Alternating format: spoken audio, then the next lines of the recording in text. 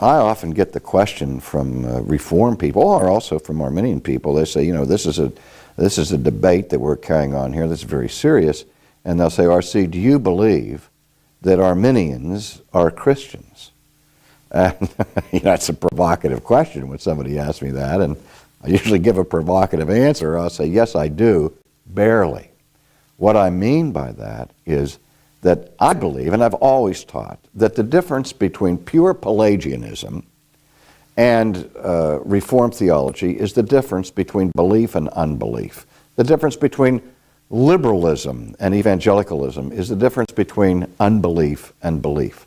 But the historic debate between Arminians and Calvinists, I've always said, was an intramural debate among Christians. I mean, I differ and disagree with Arminians, but I believe that they are Christians, as long as they don't take their theology to what I consider to be their logical conclusion. That's why we say they are Christians, but by a fortuitous or a felicitous inconsistency, a happy inconsistency. But if they ever came to the place where they actually were putting their trust in their own righteousness, as their theology, I think, would demand, then of course they wouldn't be Christians. But I don't think they do that. I really don't think they do that. And it's something I think is very important whenever we have any discussion or debate about this question.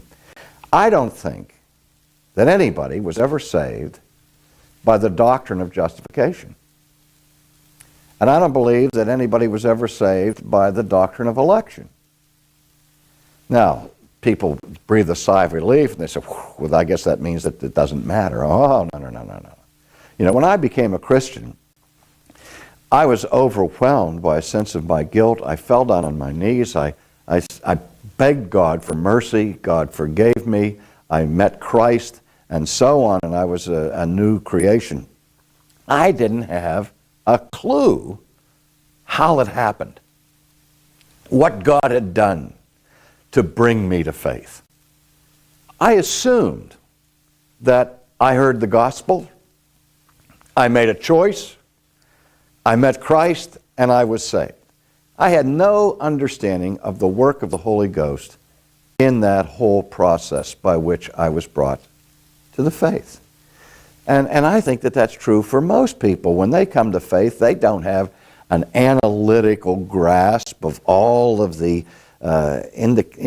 interior things that are going on and how God is operating in their heart and in their soul.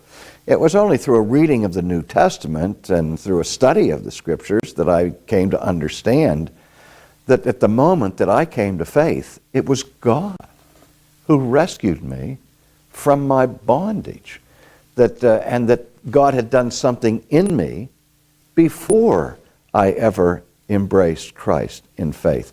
And so now, when we step back and we reflect on how salvation occurred, that's where Calvinists and Arminians get into the argument. They don't agree on understanding what the Bible teaches is the way in which a person is brought to faith.